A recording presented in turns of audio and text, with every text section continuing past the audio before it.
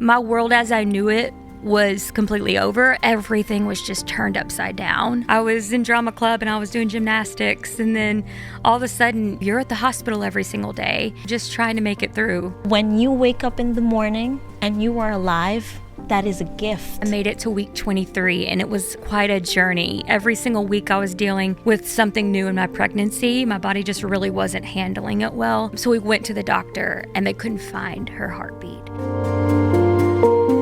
What's up, dudes? And welcome back to the Unplanned podcast. We are back, and normally these episodes are super silly and lighthearted, but today we're coming at it with we're covering some heavy topics. We're interviewing two childhood cancer survivors today. One who is still a kid, and she'll be accompanied by her mother, and then we're going to interview someone that is now an adult. We want to give a big thank you to St. Jude's Children's Research Hospital for partnering with us on this episode. Yeah. We're actually filming this here in Memphis, Tennessee, where they're located. We ourselves are donating to St. Jude, but we're going to make it possible for you guys to donate too if you feel moved to. We'll put the link in our show notes as well as a description of our YouTube video and in the bio of our Unplanned podcast Instagram account. What's crazy is if everyone gave $1, we would raise hundreds of thousands of dollars to help fight childhood cancer and pay for patients' cancer treatment, just like the patients that we're going to interview today, because St. Jude actually never gives these kids and their families a bill. How incredible is that? It's amazing. And actually, our first patient is just now getting off the elevator, so... Wow, okay. Let's get started. We are here with Aspen and Stephanie. Stephanie's Aspen's mom, and we're so happy that you guys are here with us. Thank you for sitting down to do this interview. You're welcome. You're welcome. We're so happy to have you. I am obsessed with your dress. It's so pretty. And you just did something very cool. What did you just do? I became the duck master. The duck Oh my master. And what does the duck master do? They lead the ducks. They lead the ducks. That's so cool. Yeah, we're staying at the Peabody Hotel in Memphis, and they have this cool ceremony where they lead ducks into the lobby to then swim in the fountain. So Aspen just got to lead that. That's really, really cool. Aspen, how old are you? 7. You're 7? Yes. That's awesome. So what grade does that make you in? 1st grade. Very cool. Yeah. And what are some of your favorite things to do, Aspen? Do art, do PE, like to read and go have adventures and play with my pet guinea pig. That's very cool. And I even take him a bath, and I like it when he takes a bath. Sweet. Does he like it? Yes. But except for the face. Yeah, well, we are so happy to have you here, and we're here in Memphis because we're learning more about what St. Jude is doing to help in the fight against childhood cancer. I want to hear more about your story, but just from what I've heard, you both are so strong and so brave. And I guess the first question I have to ask is how did you first find out that Aspen had cancer? What was it that kind of made you think maybe we should get this checked out? When she was 6 months old, she was diagnosed with VSD. So she had a hole in her heart. And then when she was a year and I think 8 months, she started getting sick. She didn't want to move a lot. She had these low-grade fevers. And at first we thought that maybe it was an infection in her heart. So she spent, I think, 10 days in the hospital that specializes in the heart, and they couldn't find anything wrong with her. So we brought her to another hospital. It was the best hospital in our country, and they had her checked, and I think the one that confirmed it was a bone marrow aspiration. So she was 1 year and 10 months, and I think the surgeon casually just informed us because we were like, what is wrong with her? And he said, and I think it was his personality. He was very jolly about it. He was, because he's a child's doctor, so he's used to smiling a lot. Yeah. He has neuroblastoma, and then we didn't know what it was, and it's cancer. And it was just a lot to take in. But then he asked, how far would you like to take this? And my husband and I we looked at each other, and we knew the answer that we'll fight, we'll do it. Well, that moment had to be such a crazy reminder of how fragile life is. Young or old, rich or poor, no matter where you are at the point of your life, it can be taken away. Yeah. I mean, for her age, at 1 year, 10 months, you can't right? And then Yeah. How did that change your perspective on life? Like looking at it from that perspective of, wow, like there's really nothing locked in for anyone, you know? no one can tell whether you live tomorrow, later. We don't know. So I'm convinced 100%, 101% more that when you wake up in the morning and you are alive, that is a gift. Mm-hmm. I've talked to my children, my eldest daughter, about this, like trying to explain to her. There are now 8 billion people in the world, and I'm sure everybody prays. And you can pray all you want, right? Mm-hmm. But it's not you who gets to choose which prayer gets to be answered. I guess probably one of those biggest blessings at the time was probably getting in contact with St. Jude. How did that go about? How did that connection get made? It's another gift. Here's the thing. In 2017, when the doctors diagnosed her, she was stage 4. They had to tell us that you have to make a decision. We have to act fast. They asked us, did you want the European way or the American way? I didn't even know anything about those things. And so they explained the protocol, and we chose the American way about the chemo first and then the tumor removal, and it was St. Jude protocol. Wow. Then later on, the doctor called. That was in August of 2019. Mm-hmm. And she said, the blood cancer's back. There's no treatment right now that we can do because we already did the protocol, and the last step is immunotherapy. She was very honest about it, and she said, we have never done that in our country. If we would attempt the immunotherapy, that's probably $300,000 per session. And she said, it can make you really poor after this, right? Mm-hmm. But there is no assurance that she's gonna live. Mm. So her option was, how about we just give her whatever we can and wait. Let her live as long as she can and wait for treatments that will become available. So it wasn't curative. Yeah. It's just to prolong her life. And what options did we Yeah, have? exactly. Like, that's coming from the best doctors in our country. Yeah. And then, okay, we said. And then, in a week's time, she called me again. And she said, you know what? St. Jude reached out. Wow. And there is a protocol that she can be,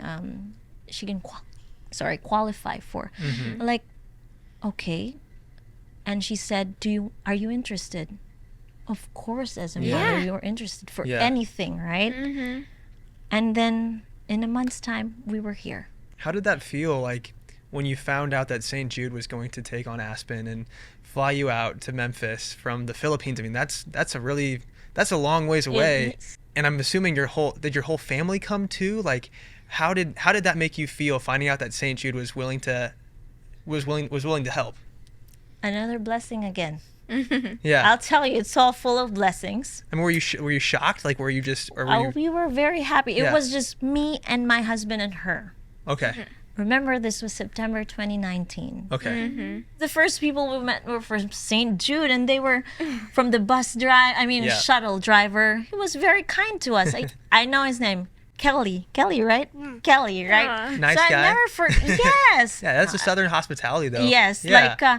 So we were so surprised. Yeah. Because everybody was smiling and okay, this is gonna be funny. Because back home we don't really talk. I mean, we're friendly people. If you go there, we're very hospitable. But then people here say, "Hi, how are you?" Right? Mm-hmm. Yeah. Okay, I'm not from here. I would expect, okay, you ask me, I'm going to answer you a long answer, right?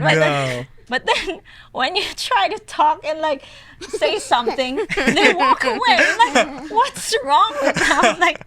But it was just but I appreciate that because... Is that making you laugh, Aspen? Right? They'd ask you, hey, how are you? And then you're going to answer, and then, oh, they're gone. Okay. And we were walking downtown, and strangers would say, hey, hi, how are you? How are you doing? That's very nice.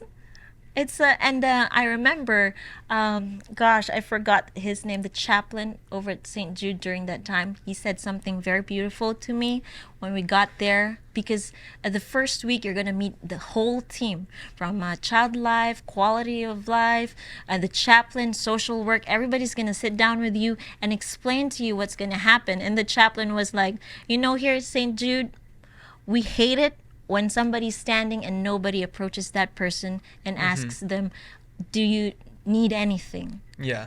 And I felt that. Did you have to learn English when you moved here? Like, did you already know English? Like, Okay. that's a whole other thing, too. You know what? I'm going to take this opportunity to just share. We were colonized by America in 1898 during, Treaty of Paris, when Spain sold us to the United States. And we fought with you, alongside with you, World War II. Yes. So ever since 1898, I could be wrong, sorry, but America gave us the public education system. Our University of the Philippines, they built the first university there, and everything, most of things are in English. So to answer your question, everybody in my country knows how to speak English. Whoa. Yes, and we have two national language. It's English and Filipino. Wow. So, And so you've been bilingual like ever since growing Yes. up, and most people are. Or I'm guessing everybody is in the Philippines because of Yes, the sir. education system. We are Wow. required to learn Filipino and English. Wow. Yes. Aspen, do you know any Filipino? I speak before when I was at Philippines, but now yeah. I've been teach. You've been taught English, right? Yeah. But you understand, right? Yeah. Well, Aspen, you probably don't remember when you first came to St. Jude, do you? Because you were so little? No. No, but now you know St. Jude a lot. What was your favorite part of St. Jude? What's your favorite maybe spot? What? Or I don't do they know. have any? I don't know. I know they have a whole like food area favorite- for kids, right? the food Did you like good? the food at St. Jude? Yeah, I like the hot dog. They have The good hot dogs. dogs. Nice. So much, even the pizza, except for the broccoli and the like. Really? Oh, not the broccoli. You don't like the broccoli? I only like the broccoli that's without it. Did you make friends at St. Jude? A little bit. It was September 2019. Yeah. Do you remember what happened? January to March 2020. That was. COVID. The closure, right? yeah. Oh, yeah. So it was just her, me, and her dad. Yeah.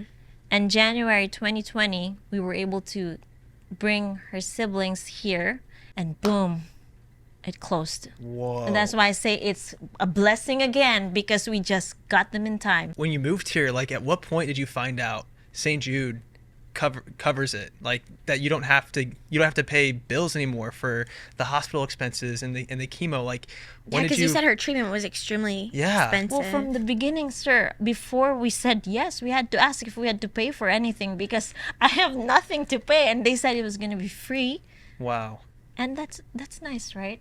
I was in a foreign land with my daughter, who was dying during that time, and they were open doors and will help you every step of the way.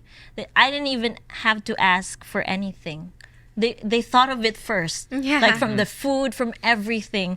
Like I Wow. never thought a hospital can give so much, like, because back home the hospital would like, what can you pay for? I mean, Yeah. anywhere, Yeah. what can you pay for, and what you can pay for, that's the service that you will get. Yeah. Yeah. But at St. Jude, like, sky's the limit. Right. Like, they have toys for her. Like, I mean, I don't know. I've never felt that kindness before. If you give to St. Jude, like, this is the proof. Yeah. Right. This is the proof that every cent that you give, a child is saved, and they try their very best, because they had to tweak her treatment. They never gave up on her. Yeah. And Yeah. And now she's in remission. yes, she is. Yay. Congratulations. that's- You're so strong. And how long has that been? They put in the port October 25, 2017, and they told us that she was free to go October 25 to 2021. What a special day. Wow. We're so glad you're here. You're such a sunshine. Yes. Your laugh, it just makes me want to laugh. I love your laugh, Aspen. It's so fun. You're so happy. You're so precious. Well, and I wanted to ask, like, what do you have to say to people that have given to St. Jude or are currently giving to St. Jude? Thank you. It's hard to believe in kindness. You've seen the world, right? Yeah. And sometimes you doubt, like when you bring babies into this world. Yeah. But here again, St. Jude is like a reminder there are faceless strangers that you will probably never meet. Yeah. But they set aside of their money every month Yeah. to give. And then there's this hospital that's so full of kind people. And it gives you hope, right? It gives you hope to believe that if there are many strangers who are willing to help and they don't even need a thank you. Yeah. Because I don't get to see them, but I want to say thank you. You are such an inspiration to me as a mom. Like, I cannot even imagine being told all the things you've been told, and the way you've gone about it with so much humility and graciousness is something I will never forget. So thank you so much for sharing such a vulnerable but beautiful story, and we will pray for your continued health and for your family, and thank you so much. Thank you too. Thank you. Thank you. We are here with Jessica, our next guest. Super excited to have you on with us. Your story is so incredible, and I just hope that we can do our best to share that with our listeners.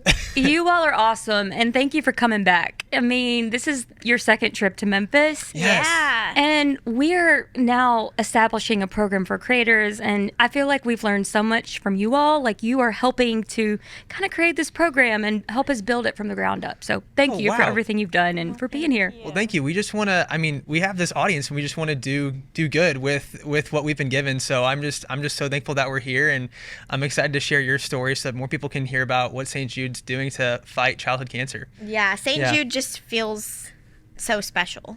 Like, Yeah. It is. So how old were you when... I can take you back to Yeah. the beginning. So I was in the 4th grade, and I started having fever and night sweats. And honestly, I was just tired all of the time. And I had a neck ache, but I was a gymnast. So my mom was like, oh, you just tumbled and twisted your neck the wrong way. Yeah. We thought I could shake it off. And it just, honestly, the symptoms were getting worse and we weren't getting anywhere. So we searched for a diagnosis for about 2 months. And I probably did 30 blood tests and some unsedated bone marrow aspirations, which were really hard to go through as a kid. And that was at my local children's hospital as we were looking for a diagnosis. And we eventually were told the words, okay, we have figured this out. You have the most common form of childhood cancer, and you're going to be going to St. Jude tomorrow. Wow. Whoa. Like Yeah. tomorrow. Tomorrow. And for me, in kindergarten, even since I was just starting elementary school, we had done the mathathon and the trichathon.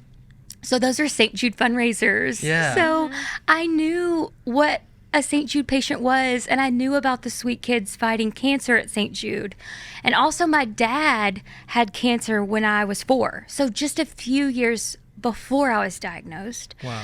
So my mom was really set up well to be our caregiver because she knew what to expect. She'd already gotten my dad through it. Oh my gosh. But also we were terrified because we did know, oh wow, this is going to be a long journey. And so the next day we walked in, and the treatment process, it's 2.5 years of chemotherapy.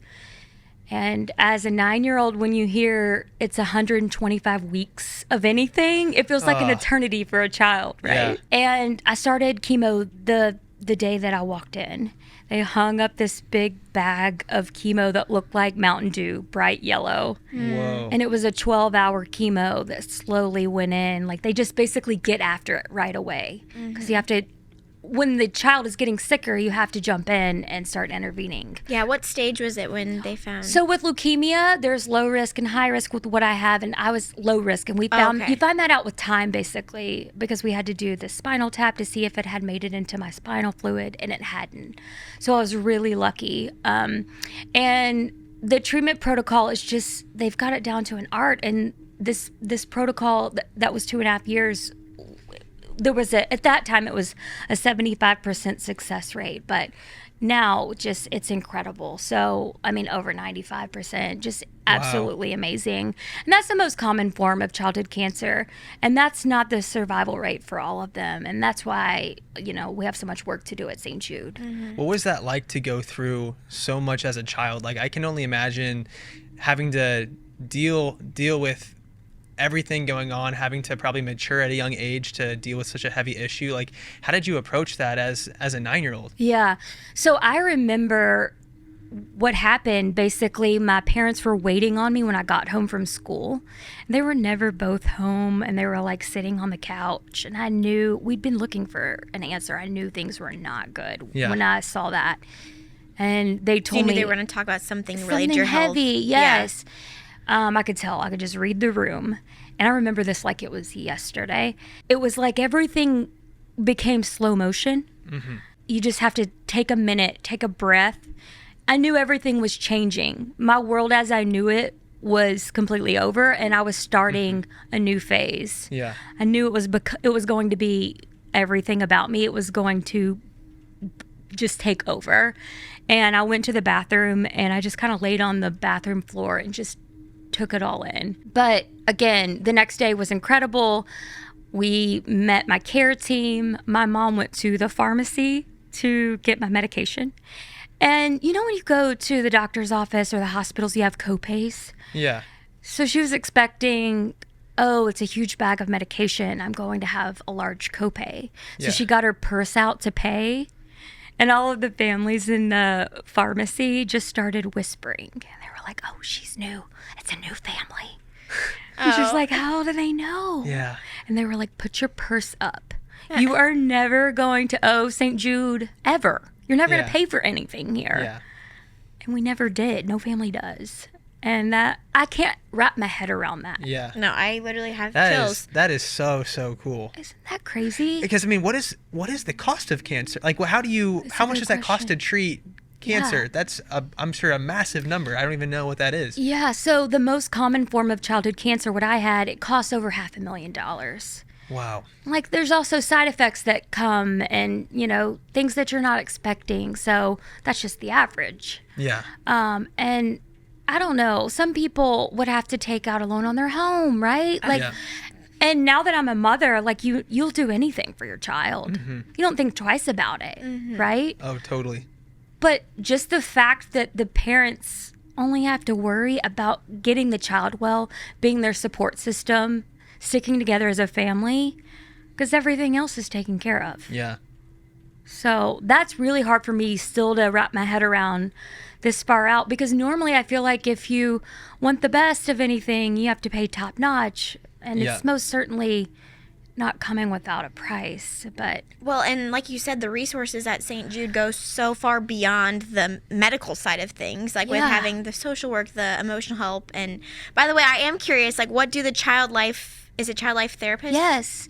So an example, my little sister had a baby doll, and everything that I went through, so did Jordan's baby doll. So they're helping the child understand what's happening through play, because that's what the child understands. Yeah. So like if I had a surgery, so did her baby doll. Where were you living before your diagnosis? Yeah, so I actually grew up right outside of Memphis, so I was just so blessed to be in the area. But I quickly became friends with kids from all over the United States. Wow. And all around the world. Like I had friends from Bolivia and friends from Libya and you name it, because St. Jude is treating kids from everywhere. And St. Jude takes care of everything, puts the family up in a housing facility for the entire duration, no matter how long it is. Mm-hmm. But for me, I was lucky enough to get to go home at night. So, yeah. Did you mature like so fast at such a young age, dealing with all these heavy topics and heavy things in your life? Like, talk to me more about that too. Totally, that's a good thought. My mom always told me that she had to put like our dolls up. They never got played with. Everything just kind of shifted. The focus, what was important, just everything was just turned upside down. You do grow up fast.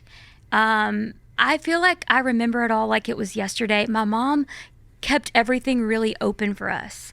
Parents get to handle it however is comfortable for them, right? My mom wanted to share and let me know everything that was going through, and I wanted that. For me, knowledge was power, and I wanted to know what was about to happen, and I wanted to know all the pieces, and I wanted to know what medication I was getting that night. Yeah. But yeah, absolutely. Everything just kind of shifts and your priorities change and you have a new normal. I was in drama club and I was doing gymnastics, and then all of a sudden, you're at the hospital every single day and you are just trying to make it through these treatments. The child life therapist, back to them, when it was time for me to go back to school, they did a re-entry program, which was really cool. They went back to my classmates and they answered questions. I was in the 4th grade. And so the 4th graders had questions like, is cancer contagious? When Jessica comes back, could I get her cancer? And they showed a video in terms that they could understand. And they said she's going to look different, but she's the same Jessica. She's going to wear a hat, and so the teachers let them all wear hats. Aww. And they loved that, and they were amazing. But the reentry program was really, really great because it helped me to come right back in after I had been gone for so long. That's really cool, because I was going to ask if, being in 4th grade, if it was hard then to relate to your peers. Maybe it still in a way it was, even though they knew what was going on or what happened, but they hadn't lived it like you had. I think that's really special because you have each other to lean on at St. Jude. No matter where these kids are from, you have the same thing in common, that you're fighting these diseases and you're looking to each other for inspiration and for strength.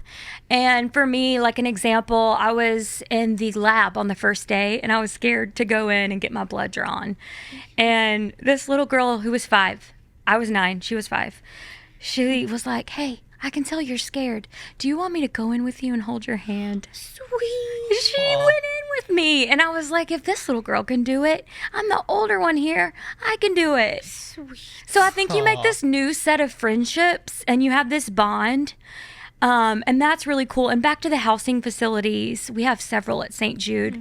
I think that's really special too, because sometimes you're living together and the families are bonding together. The moms are able to lean on each other. I just thought about that, having someone, another mom that is going through that has to Now make that, all the difference. Now there are mothers, I can't imagine what that is like. I think it might be harder on the parents. For me, I feel like it was harder on my sister and on my parents because I just knew, I have no other choice. We're getting to the end of this finish line. Whatever it takes, we'll get there. But the family has questions like, is she going to, my sister asked my mom, is Jessica going to make it? Is she an older sister? She was younger. She was 17 months younger. So she was in the 2nd grade.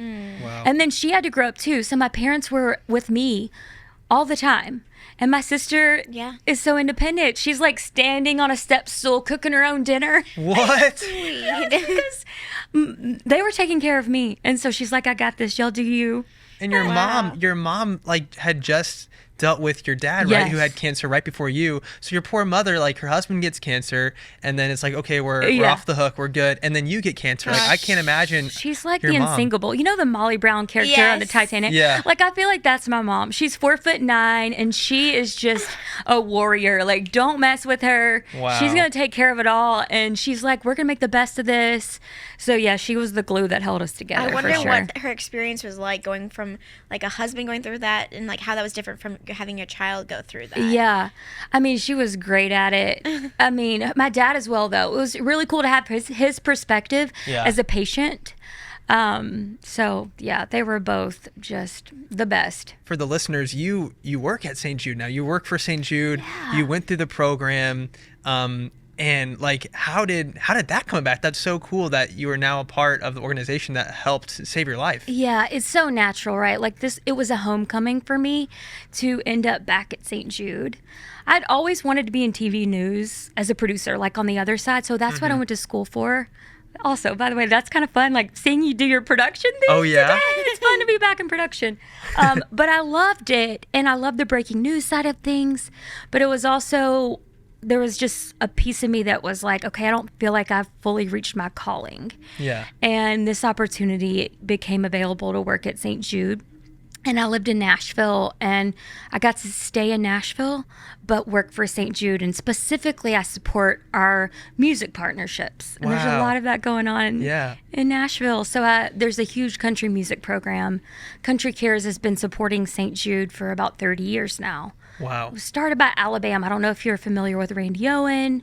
Yes. From the last event. Yes, we got to hear Randy Owen at the last event. He sang for everybody. That was really cool. He closed the show out. He was a hoot. He's so great. He's funny. He's so funny. So he started the program, made this call to his peers and say, hey, we need to do something. We need to come together for these kids that need us in Memphis. Yeah.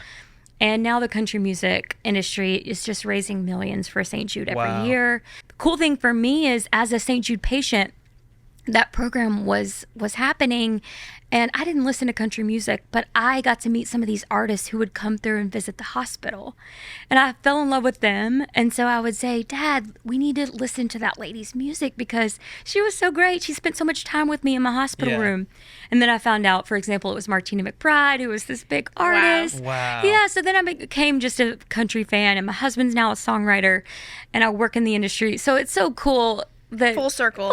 Yeah, and I get to give back for all that I have, which my entire life is because of St. Jude, right? So I have much to give back for. Most people here speaking or like sharing their stories were once patients. That speaks so much to how St. Jude is as an organization and like the culture at St. Jude. Yeah. Because if like kids are going through the hardest thing they'll probably ever go through in their life, you would think they would never want to return to a place where, you know, it could have been such a dark time. Right. It could be traumatic. It could be traumatic. But it's not. Yeah.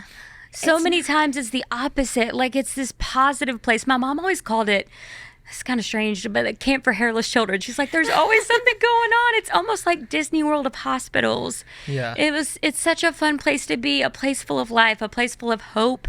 Hope in the hallways is what you feel when you're walking through. The security guard, the gift shop ladies who knew my sister's name and have, worked there for 30 years and are still there. I mean, everybody is just so thankful to be working there and to get to spend time with these amazing children. It's a really special place. And I think that speaks a lot to like St. Jude's beginnings and like the founder, Danny Thomas, because we learned so much about like the beginning, obviously last time, and how his story in starting it. Like, you want to just share a little bit about like how he got St. Jude started? Yeah, sure. So Danny Thomas was a struggling entertainer back when the hospital was founded. He was famous in the 50s and 60s, and he wasn't doing very well. And so he prayed to St. Jude, who is the patron saint of hopeless causes. And he said, show me my way in life, and I'll build you a shrine. And so the next day, I think he got a toothbrush commercial, and things just started popping up, and his career really took off. The cool thing is Danny remembered his promise. And so he was like, I want to build this hospital that treats kids regardless of race, regardless of creed, background, no matter where you're from. He was really a visionary too. I mean, St. Jude opened in 1962, and this was his dream, to treat kids from everywhere, no matter their background. Yeah, I feel like he set such good roots for St. Jude. Absolutely. I just love how, like, they talked about how kids come in the doors and it does not matter their race, it does not matter their socioeconomic status. It just, like, everyone is just here and has the same mission. Yes. And everybody deserves to have access to the same care.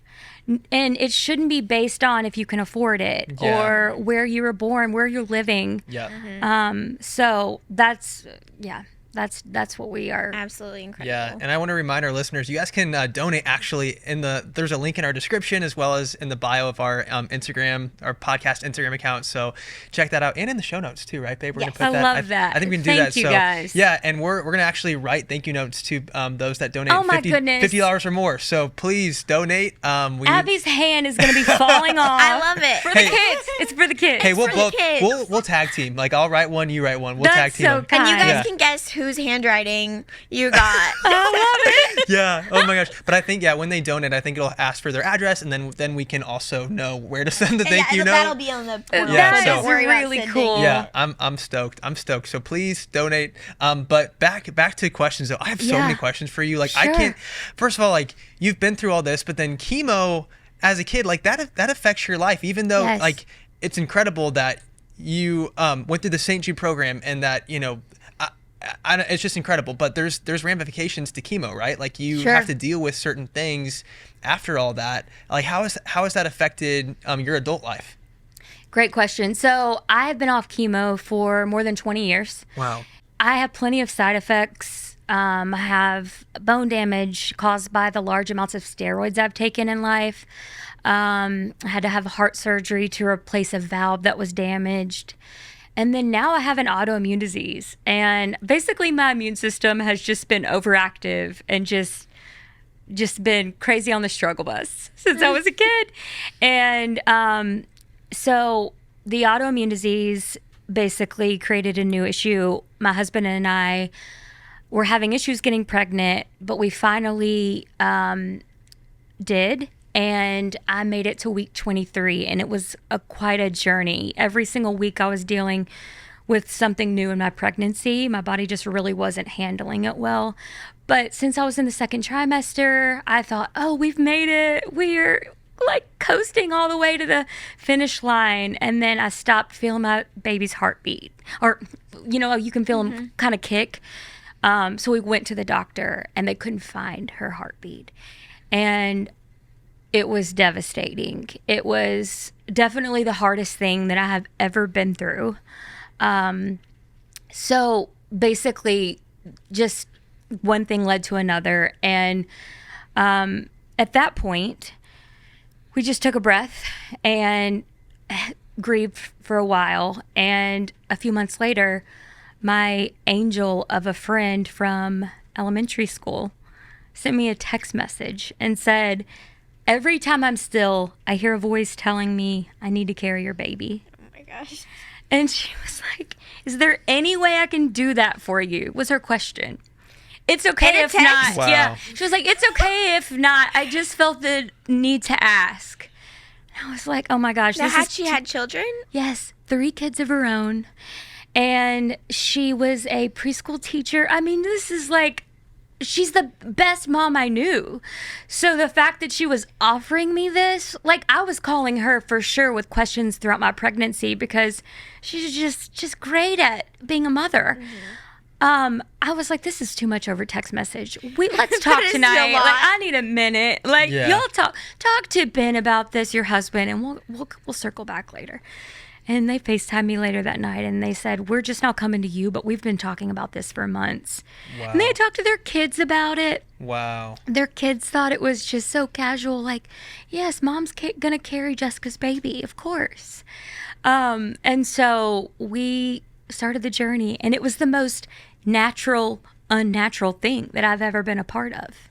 We talked all day, every day, because it's one of those friends, that you've known forever, and it was just such a cool thing to get to do together. Yeah.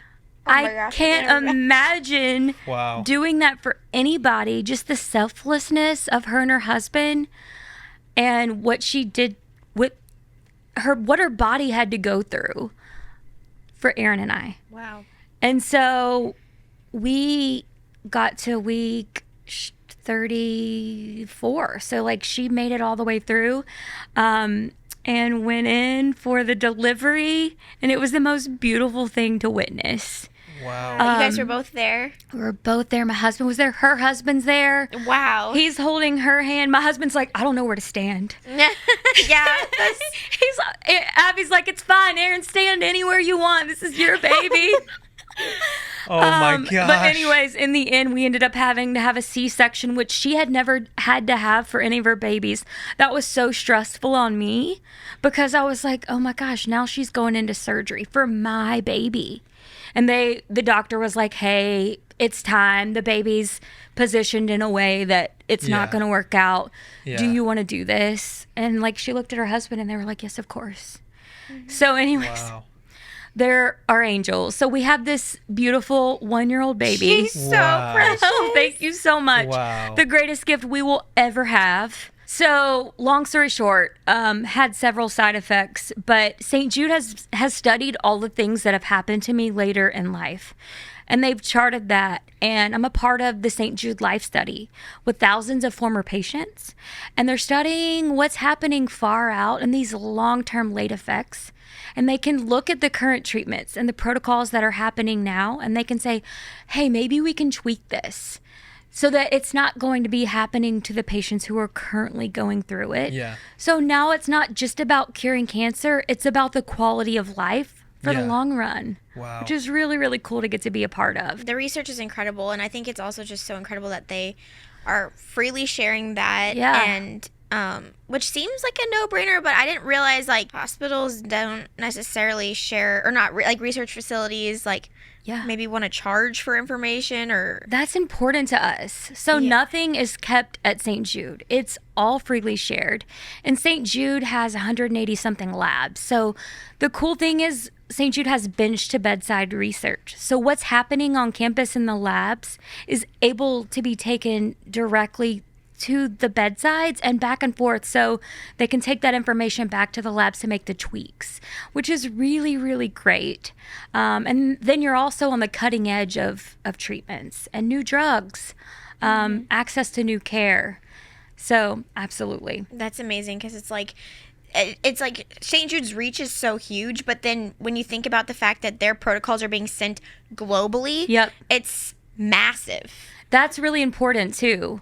Depending on where you're from, that could change your survival rates, especially with with kids who live around the world. And we're trying to make sure the survival rates, get up in all of those countries. It could be a 20% survival rate in other countries, which is where the survival rate started. For St. Jude, but everybody should have the same access. Yeah. So we're working on sharing research and sharing technology and information with the globe. So that's so cool, because it's like you could be donating and helping someone locally that you don't even realize. Yes.